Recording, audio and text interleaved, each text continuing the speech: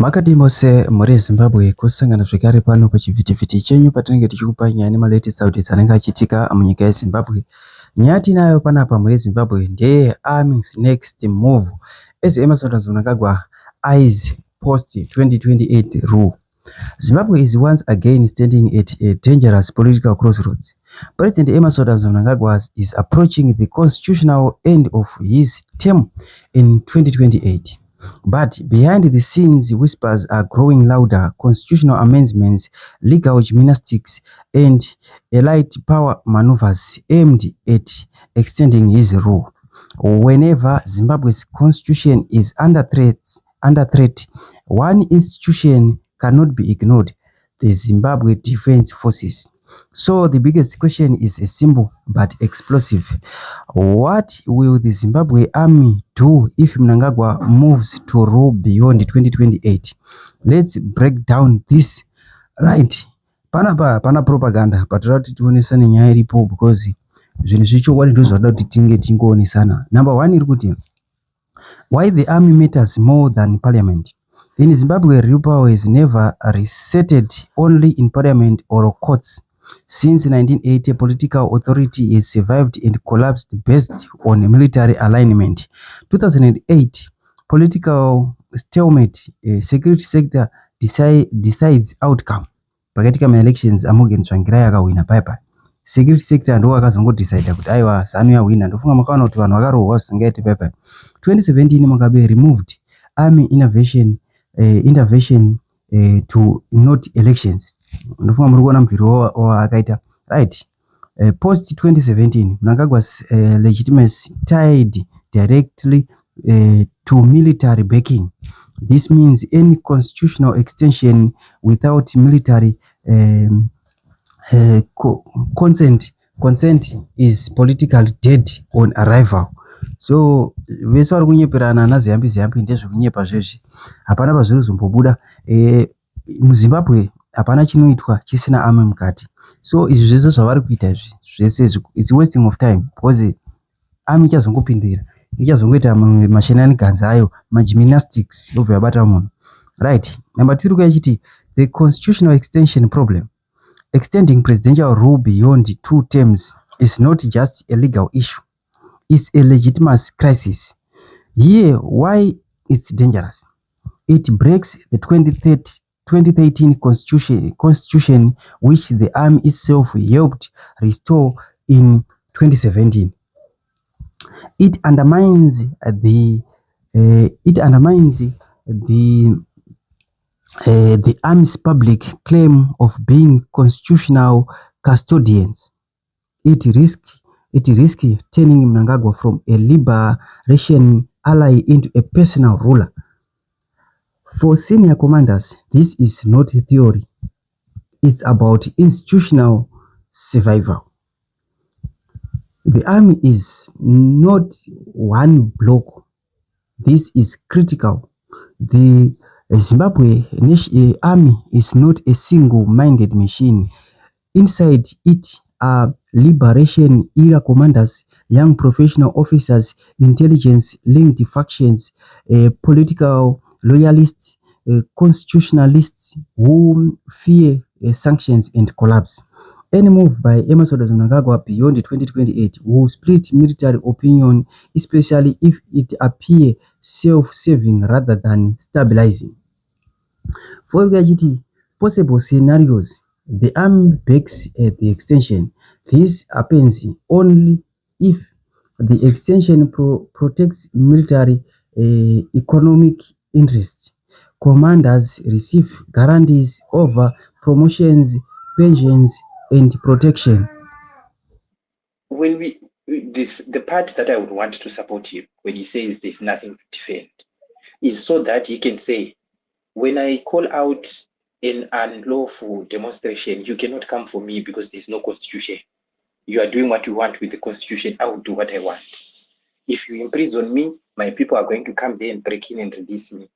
If you tell me to declare myself to the police, I'm not going to come. I'm going to do everything that it's just going to be chaos because there's no constitution. I would support that. But now we are in limbo or in confusion because you don't want to be exact about whatever you plan to do. If you're saying there's no, please clarify to people so that they know, so that we gear up. How are we going to make sure that we prove to them that this constitution does not exist? It's not just going to be talk.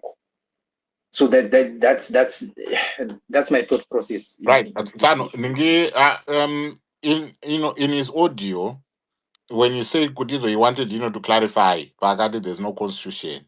I'm not saying kuti hapana. Iripo zvakafanira kuti apa hapana nezvababa apa, hapana nezvamai apa, hapana nezvabudha apa, hapana nezvasisa apa. Does that change does that change the narrative? No, it doesn't, because we don't just focus on the what, we go on the why and the how. You don't just say good, there's a problem here, or we need to fix this. Why do we need to do it? Because of 1, 2, 3, 4. How are we going to do it? These are the steps. This is the strategy. These are the tactics that are going to build up and support this strategy. You need to be very clear about what's going to happen. No one should have any questions. It should be straightforward. So I don't get that sense now, which is why we are always debating about these things. It's either here or there. No, it's neither here nor there. Just be straightforward. We are going to do this in a certain way. This is our deadline. We are going to achieve certain things by this time. Not to say, oh, this part of the journey is going to be planning agenda 2026. Right. Action. Saka inini muri kutizwa ningi paari kutizwa ningi what I wanted to say is ndezvekuti papa maexamples ekuti zvakafanira kuti hapana nezvababa apa. And then he goes on to say kuti izvo kana pasina ningi nezvababa apa, it means kuti izvo we need to change or something needs to change. So what? Even I can say that. Is it going to change anything?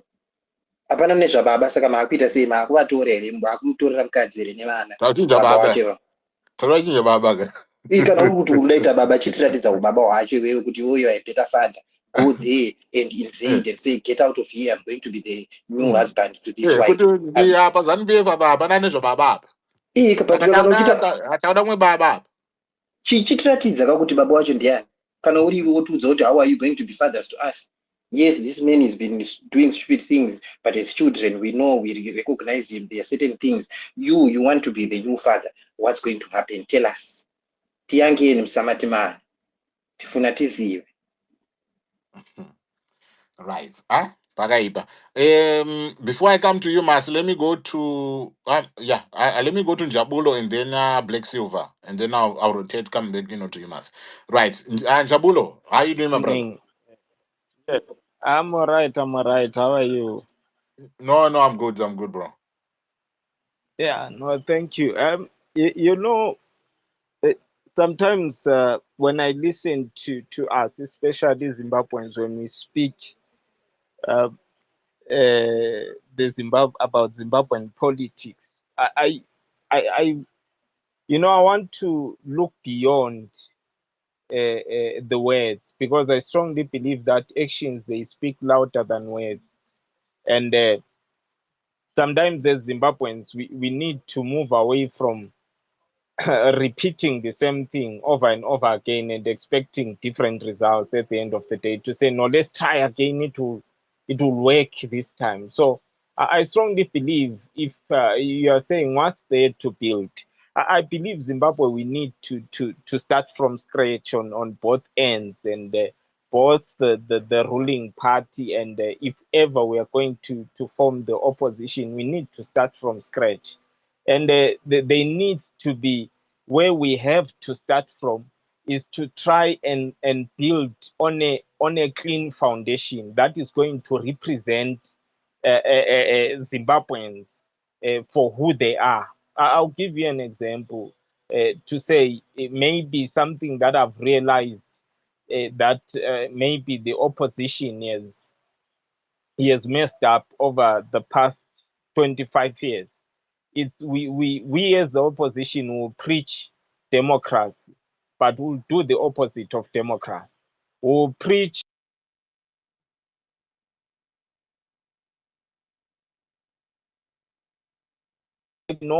Let's go back to the foundation. Tsvangira was like this, and Tsvangira was like that.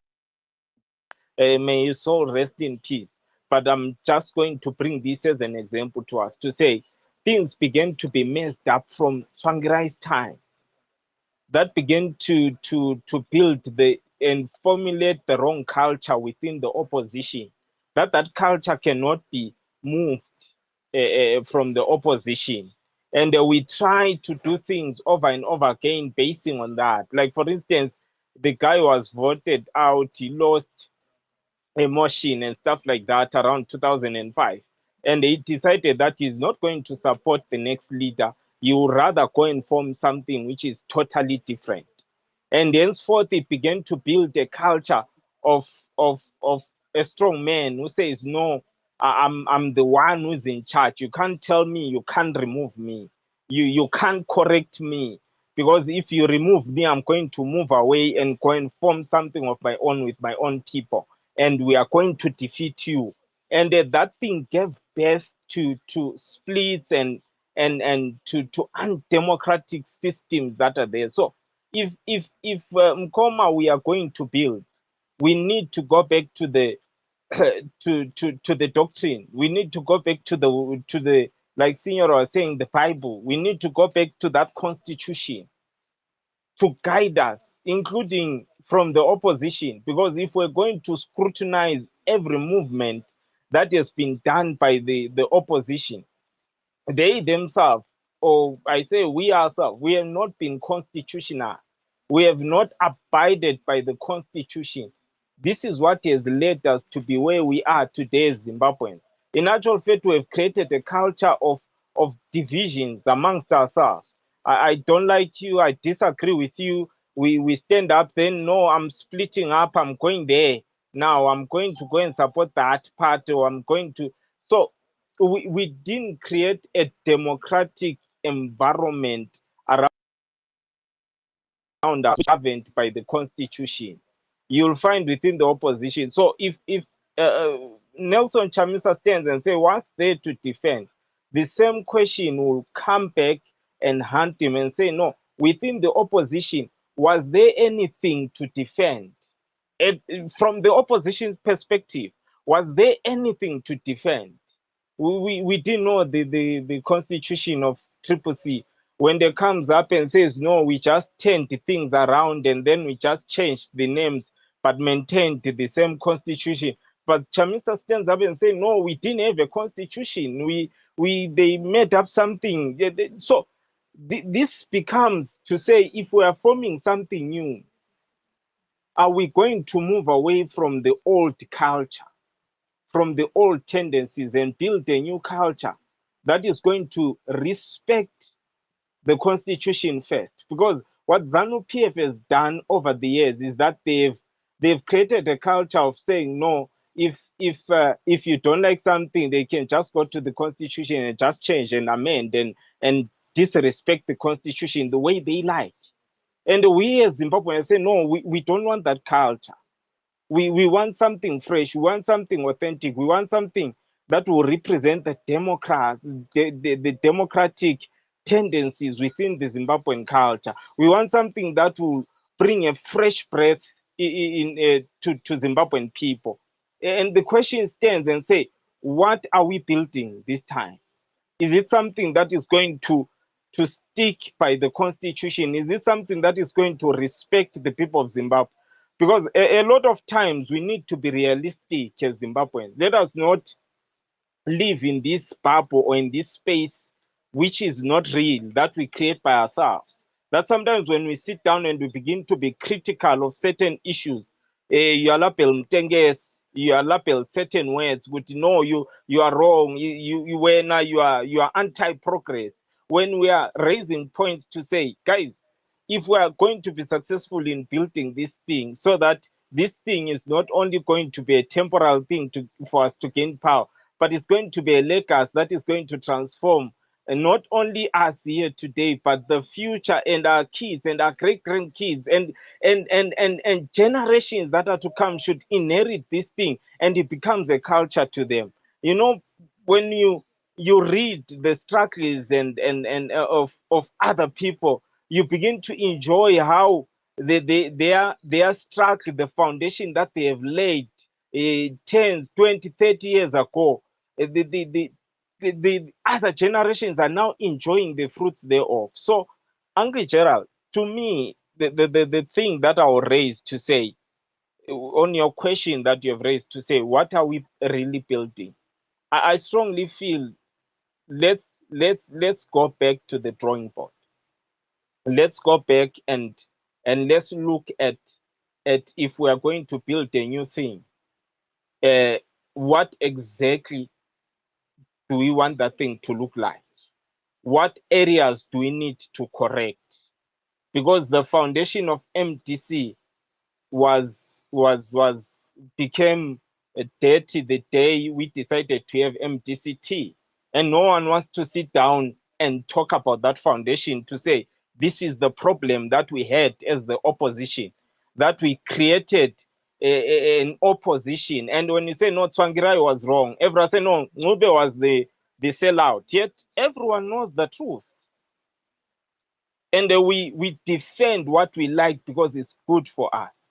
When we sit down and say no, the day BT walked out in 2013, it created another crack within the opposition. No, BT was the problem. Changra was, and we don't want to be realistic.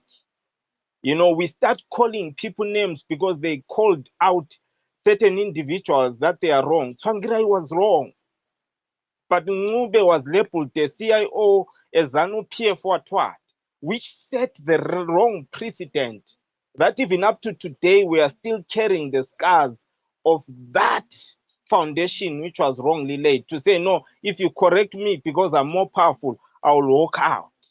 And we've seen it happening over and over. We go to 2017 going to 2018, the same thing happens.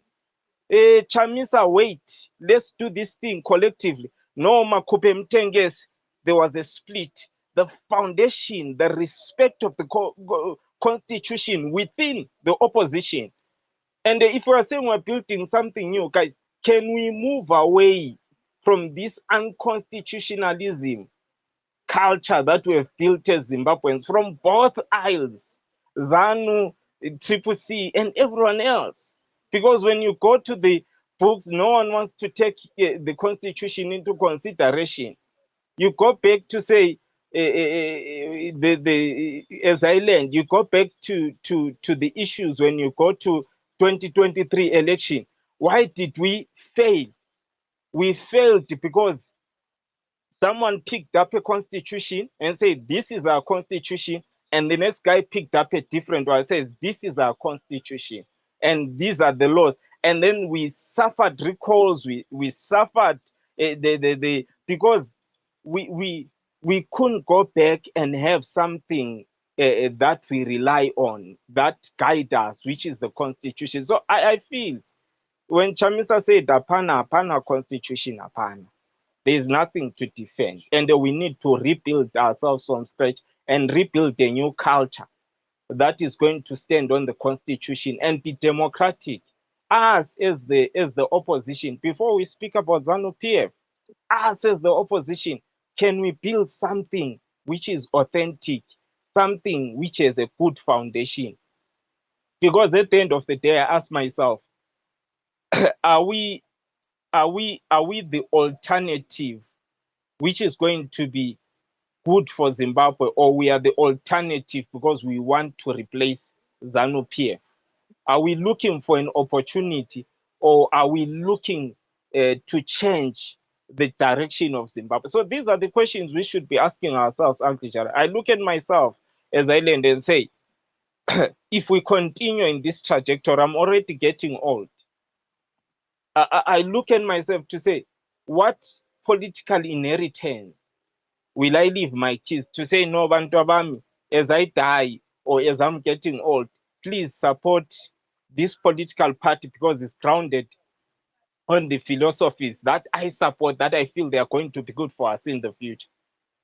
Are we going to have an organization that we are going to give our kids as an inheritance? These are the questions we should be asking ourselves before we say we are building something new. so that we lay the pillars that are going to strengthen this organization that we want to build and set it in the right direction.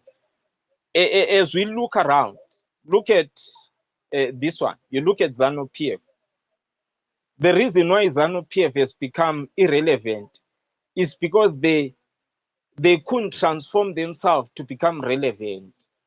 Because the people that laid the foundation of the liberation struggle laid a firm foundation that ZANU-PF cannot even change itself to say, guys, can we bring in an economic revolution that is going to transform Zimbabwe? Because they can't. They've seen these pillars of liberation movement working for years to say, we fought for this country. Even if you say, no, people don't even mean, no, we fought for this country.